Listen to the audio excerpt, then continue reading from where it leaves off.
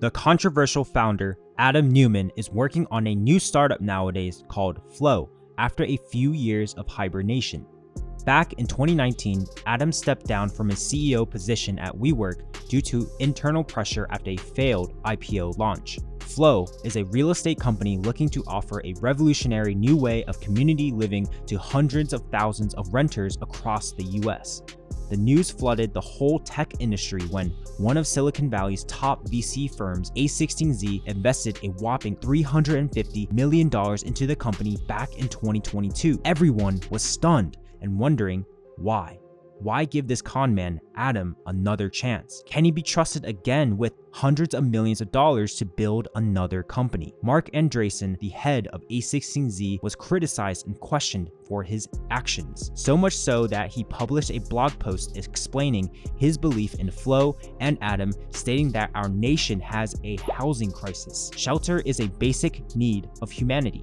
However, limited access to home ownership continues to be a driving force behind inequality and anxiety. You either buy a home or rent a home. About 36% of American households currently rent their homes. For these folks, it's a soulless experience where many people don't really meet their neighbors, and you can pay rent for decades but still own zero equity. So, giving renters a sense of security, community, and genuine ownership has transformative power for society. At least this is what Adam and Marc believe, and there is truth to this. I currently rent an apartment in New York City and am always bitter that my monthly rent goes to zero equity and an appreciating asset. The world isn't questioning the idea, but furious at giving the founder, Adam Neumann, another chance at building a company. Nonetheless, this is very real and it's happening. Adam already has over 150 employees, a few properties, and thousands of renters. This is the story of Flow. The controversial history of how it got started will break down exactly why A16Z poured $350 million into the startup and see whether this is just another WeWork or a new innovative company that will revolutionize renting. Hi, and welcome to another episode of Dark Mode Digest, where we explore today's most important topics in tech. Make sure to subscribe so you don't miss out on my future tech documentaries. Flow is an American residential real estate company. It aims to address some aspects of the US housing shortage through technology, providing equity to renters, and a new type of social, community-driven interaction. It currently operates roughly 3,000 apartment units that span across booming metropolitan areas like Nashville, Tennessee, Atlanta, Georgia, Miami, and Fort Lauderdale, Florida. Let's take a tour of Flow's first apartment, which Business Insider's Ben Bergman originally reported. Known as Society Las Solas, located in Fort Lauderdale, Florida, it consists of 639 units. This was actually one of 6 buildings Adam paid over $1 billion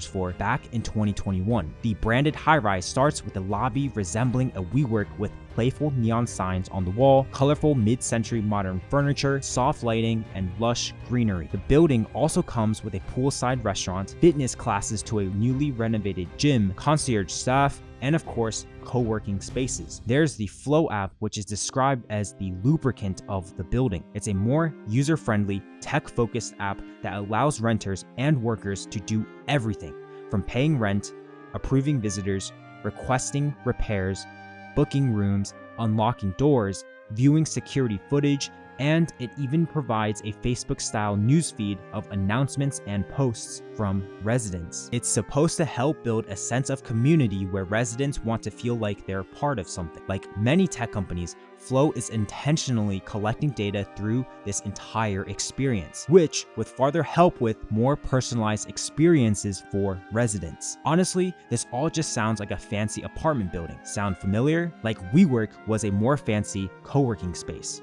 But Flow has mentioned that its apartments would incorporate crypto wallets and a rent-to-own model through which residents could build equity. But so far, none of this is being worked on, which makes me wonder, if not now, then when? Is this just something that Flow will keep promising but not deliver? There are still many questions up in the air, but it's important for us to understand how Flow actually got started. It's pretty controversial.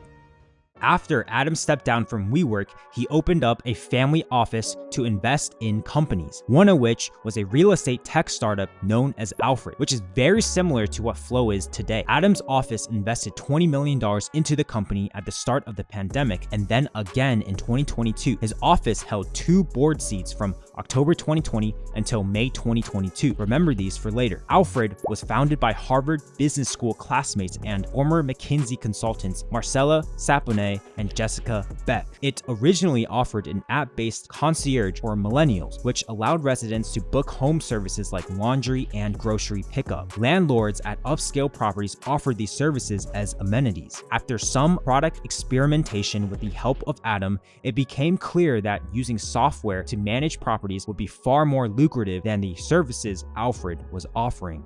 So, the startup raised $125 million to reorient towards this new direction. Adam had to give up terms from his original investment that would have given him the ability to eventually become a majority owner. After he conceded the possibility of taking control of Alfred in the future, Adam stepped away from his portfolio company and his 2 board members resigned shortly after. But before he actually started distancing himself from Alfred, Adam started getting involved with one of its competitors called Carson Living. He quietly acquired Carson, in which the founder now works on Flow's products. An investor potentially launching a competitor after growing concerned about a portfolio company's direction or becoming convinced they could better address a similar opportunity themselves isn't anything new in Silicon Valley. Adam appears to have laid the groundwork for an Alfred challenger before he stepped away from his portfolio company. A spokesperson for Adam and his office denied that Flow competes with Alfred and said that the 2 board members who resigned did so due to the risk of public appearance of a conflict of interest. Nonetheless, Forbes estimates that Adam still owns more than 10% of Alfred. Now let's get back to the big question of why anybody would invest in Adam and Flow, particularly Marc Andreessen.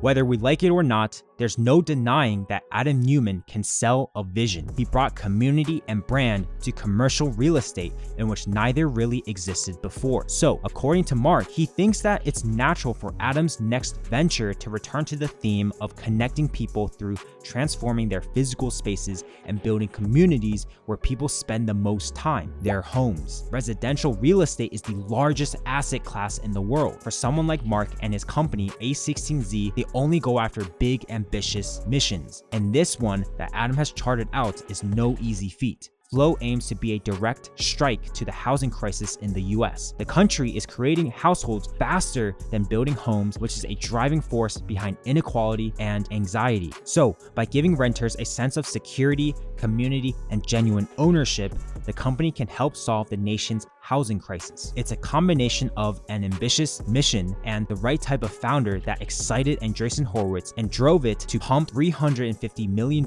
into Flow, which is now a billion-dollar company. But Flow isn't the only company trying to revolutionize the real estate renting industry. We obviously have Alfred, which is what bred Flow. Remember, Adam still owns roughly 10% of this company. Alfred operates in 52 markets across North America, supporting over 300,000 residents in 357 communities. There's also Built Rewards, which allows renters to build travel credit. The startup was founded in 2021, has raised a total of $213 million, and is valued at $1.5 billion. I actually use this to pay for my rent. Another company based out of Brooklyn, New York is Up and Up. For renting mostly single-family homes, instead of a security deposit, it allows you to contribute to a wallet. As the home values increases, so does your wallet. The rise of real estate companies like these is clearly here to stay due to all types of investors looking to get into the game. After all, it's one of those industries that hasn't really changed since the late 1900s. So what's the bottom line here? The idea of Flow sounds pretty exciting, and it's a bold idea for a new generation of renters. With $350 million in capital from a top investor, thousands of properties in its portfolio, and over 150 employees already, Adam no doubt has a promising head start. Despite this, his company still hasn't built out the key technologies it was promising, like crypto wallets and apartment ownership. Flow also faces some tough competition, and Adam has a complicated and controversial history. Some will say that his new billion-dollar company Flow is about being a more attentive landlord. So I guess Adam will continue doing what he does best, selling this vision to property managers, renters, and investors. Thanks for watching. I hope this was insightful. If you haven't already, check out my other documentary on the rise and fall of WeWork.